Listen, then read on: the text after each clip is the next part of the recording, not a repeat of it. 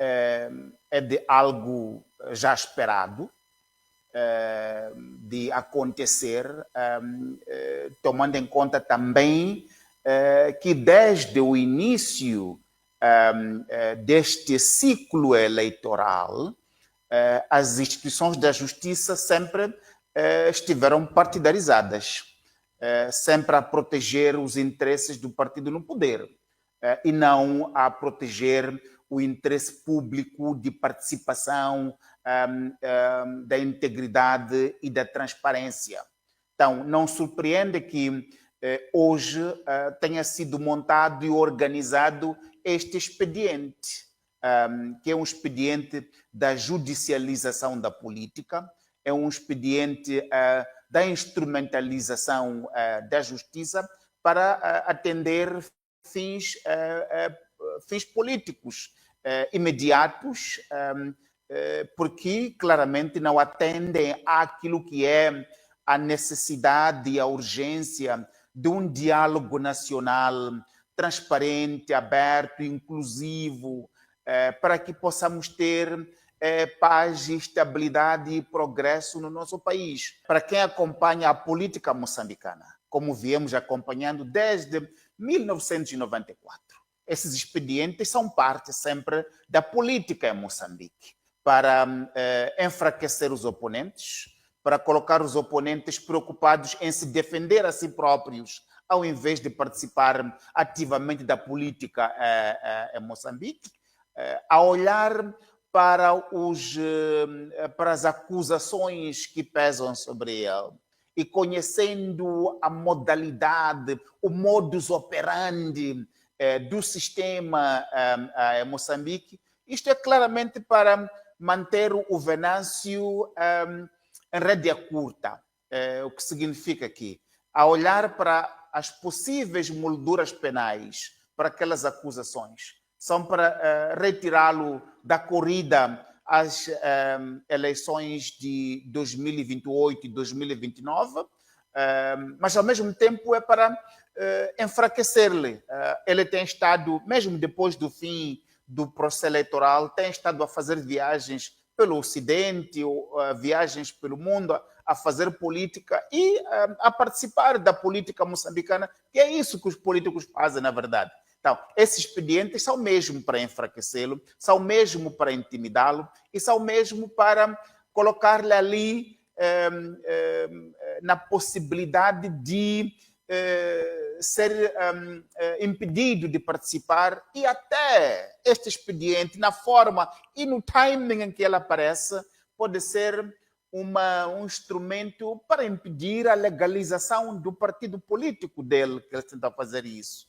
Os políticos em democracias participam através de partidos políticos, e os partidos políticos têm que estar legalizados.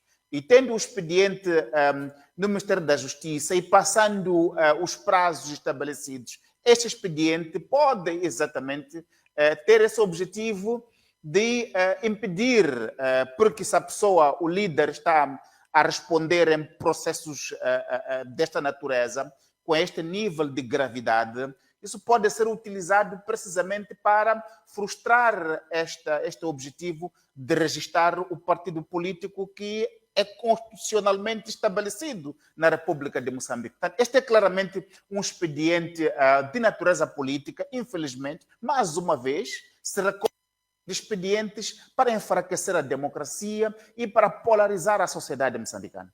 Uhum. E pegando nesse ponto, na sua opinião, os crimes imputados, como por exemplo o incitamento ao terrorismo, estão bem enquadrados juridicamente neste caso de Venâncio? Bom, o Moçambique está neste momento vítima de terrorismo que acontece em Cabo Delgado. As definições usadas pelo Ministério da Defesa e pelas demais instituições mostram claramente que terrorismo é o que se passa em Cabo Delgado. O que nós vivemos depois das manifestações, depois das eleições fraudulentas, isto tem que ser dito claramente, houve manifestações convocadas pelo Venâncio Mondlane, mas que atingiram aquele nível por causa da repressão policial. Houve repressão policial que matou gente, pouco mais de 500 pessoas perderam a vida das balas da polícia. Muitas dessas balas disparadas por pessoas com a KM, sem uniforme da polícia, sem uniforme de qualquer entidade do Estado, mas com armas do Estado.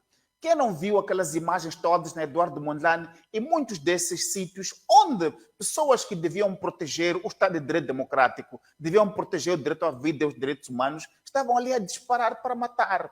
Isso é que configura terrorismo. Isso é que é terrorismo urbano promovido por quem devia defender o Estado de Direito Democrático.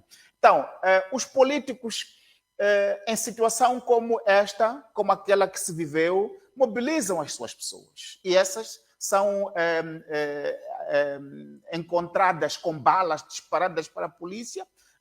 Isto é que é terrorismo. Então, este enquadramento de que é terrorismo que se viu num contexto onde o país precisa de reconciliação. Precisa de reconciliação, precisa de fazer justiça às vítimas para poder seguir em frente num caminho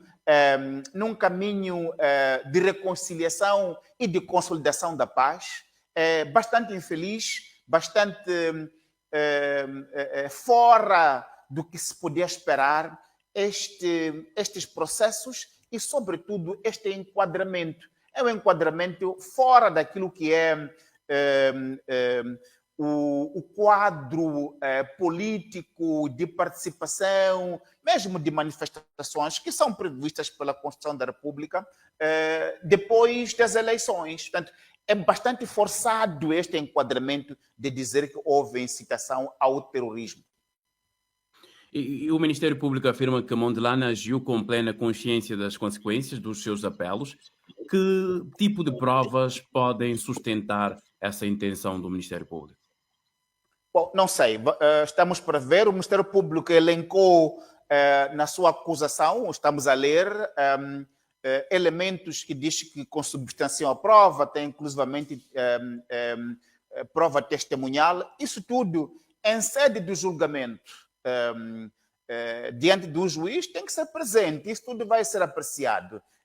O Ministério Público pode escrever, é muito fácil o Ministério Público escrever e submeter ao tribunal. Cabe ao tribunal analisar com o devido cuidado, isenção e independência este tipo de assuntos que, como já disse, o Ministério Público não tem. Atende sempre aos expedientes de quem os nomeia. Então, não nos parece, por aquilo que todos nós assistimos das lives do Venâncio Mondlane, tem havido ali incitação ao terrorismo. Pode até ter algo ligado à desobediência, por exemplo, isso está claro ali, mas em relação ao terrorismo nos parece bastante forçado e nos parece atender, como já disse antes, a um expediente de natureza política com o objetivo de silenciar os oponentes ao poder do dia.